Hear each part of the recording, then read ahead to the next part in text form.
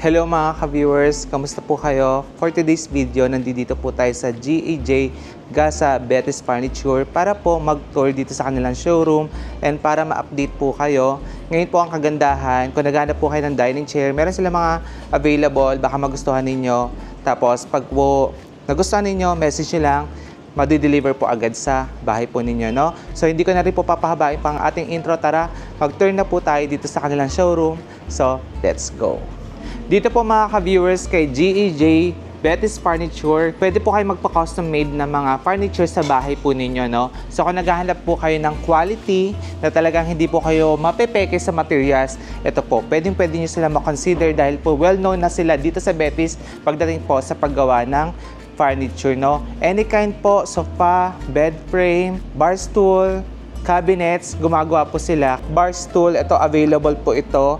Bali, ang materials po nito is mahogany wood po ang kanilang framing, stand, lahat yan.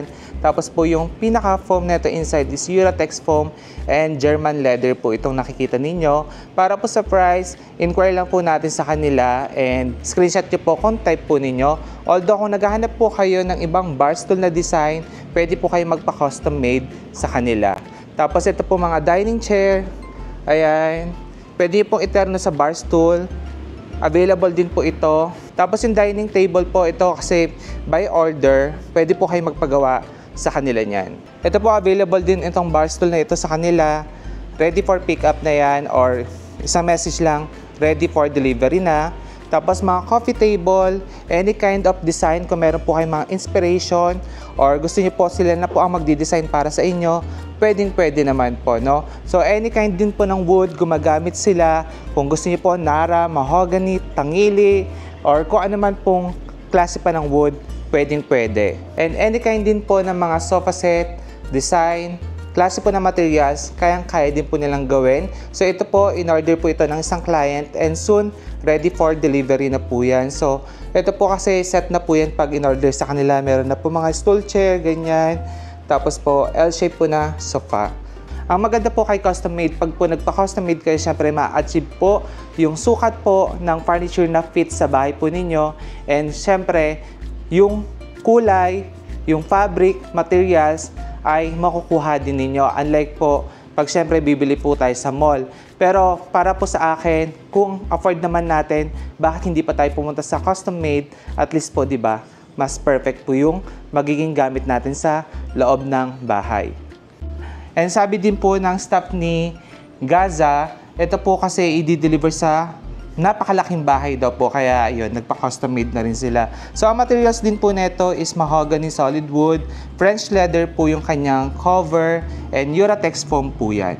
Ngayon mga ka-viewers, meron po din nagpagawa kay Gaza po ng tinatawag nilang lunch sofa. So ito po yung mga bago din ngayon na nilabas nila. Tapos marami daw po nag-order ngayon sa kanila nito kasi napaka-relax naman talaga pag inupuan. Tapos meron din silang tinatawag ditong telephone desk. Ayan. So meron na siyang upuan. Tapos sa kabila naman po may table na siya. So ito po, pina-custom made po ni client. Tapos itong coffee table, tinero na rin po sa pinagawa niyang telephone desk. Maraming magalit sa akin, Sir Billy, ba't hindi mo sabihin ang presyo?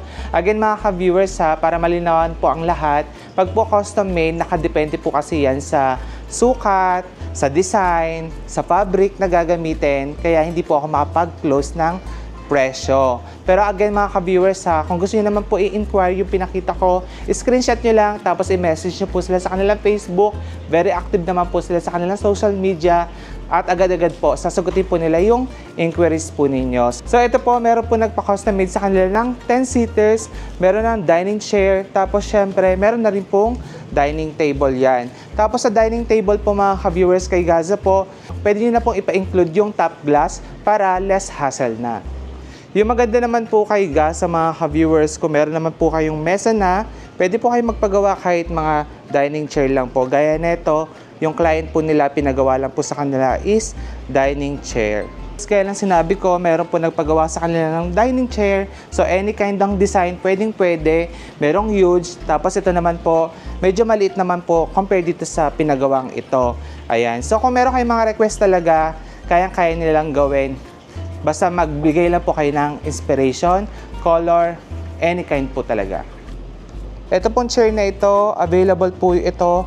Kung gusto niyo pong bilhin, pwede niyo nang pick upin po yan. Tapos ito pong dining chair pa na ito, available na rin po yan. So, ito color gray. Pero kung gusto niyo pong ipa-custom made, Sir Billy, gusto ko ibang fabric, pwede po. No? Ito pong next kong pinapakita sa inyo, ito naman po yung tinatawag nilang love set. Bali po pag in-avail nyo po ito, included na po yung center table, ito po mga upuan, and yung side table po niya na dalawa. So ito po, pwede po kayo magpaiba ng design regarding po sa gusto ninyo. Gaya po nito, yung design po is gumamela, pero pwede din pong iba yan. No? Again, yung presyo po kung type po ninyo, inquire lang po natin. Ito po, pwede po itong ilagay sa lanay, ganyan, pang outdoor, or kaya po sa loob din ng bahay, pwede din naman po. Ito naman po mga ka-viewers, pinagawa ng ating subscribers from Tagaytay. Bali, tinatawag po nila itong Victorian dining set. So, ito 8-seaters. Tapos, nagpagawa na rin po ng cabinet with mirror si client. So, soon, ready for delivery na po ito. Kaya kung naghanap po kayo ng mga gantong peg po ng furniture, pwede po kayo mag-order kay Gaza. Kasi po, pagdating po talaga sa Victorian, number 1 po sila sa paggagawa ng mga ganitong design po ng furniture. So dito po mga ka-viewers, ito po yung mga framing po ng mga furniture na ready for sanding na. So meron po dito mga nakakamada po ng mga dining chair.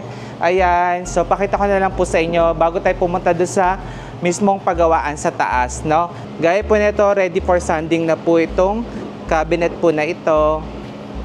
Pag nagpagawa po kayo kay GEJ, expect nyo po talaga kaya naiiba po yung kanila mga furniture compare sa iba kasi talagang very hands-on po sila regarding po sa paggagawa.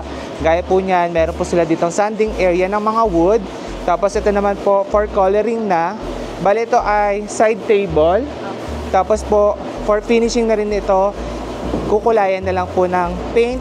Tapos dito po, pag napinturahan na, ayan, finalization na lang po ng color. Gumagawa po sila ngayon ng ongoing po na headboard po ng kama. So, upon checking po, tingnan nyo po, oh.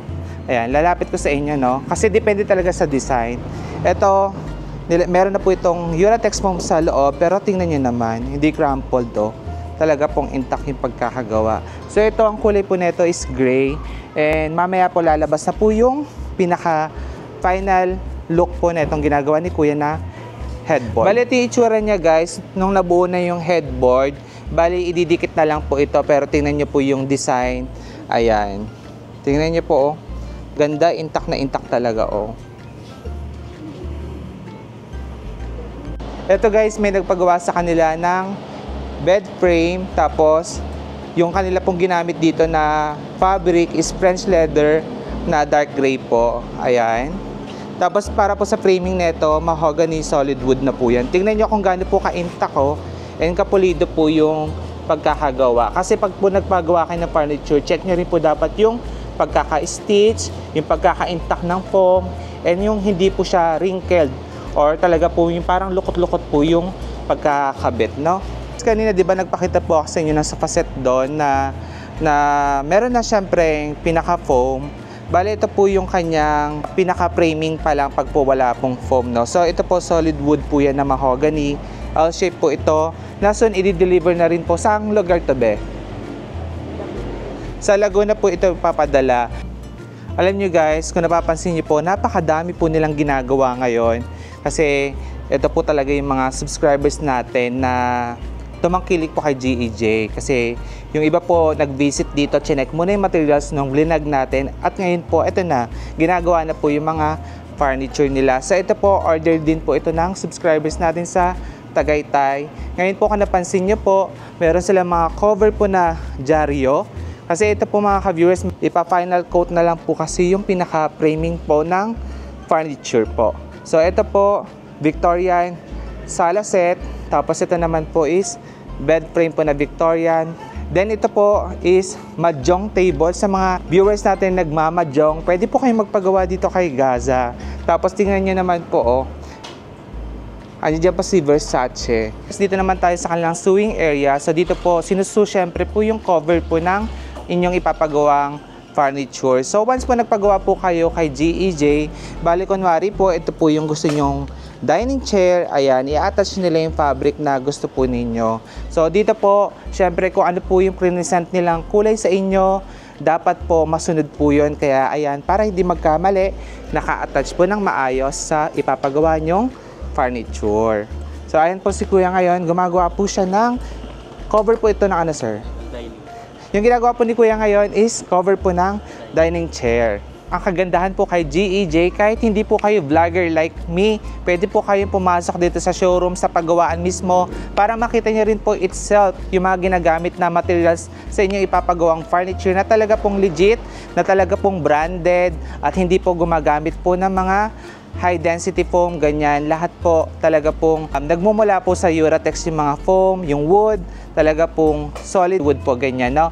So again, free to visit po.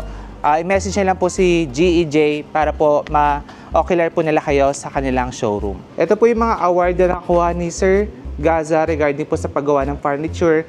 Kaya mga ka-viewers, kung naghahanap po kayo ng quality at hindi po sasakit ang ulo ninyo at hindi kayo ma-scam sa gagawa ng furniture sa bahay ninyo, ayan po, baka makonsider nyo po si GEJ Furniture Betis para magpagawa ng inyong mga furniture sa bahay. So lahat po ng contact details ilalagay ko po sa description box para makapag-inquire na kayo, no? So again, maraming salamat po sa panonood. Ingat po kayo and God bless. Bye-bye!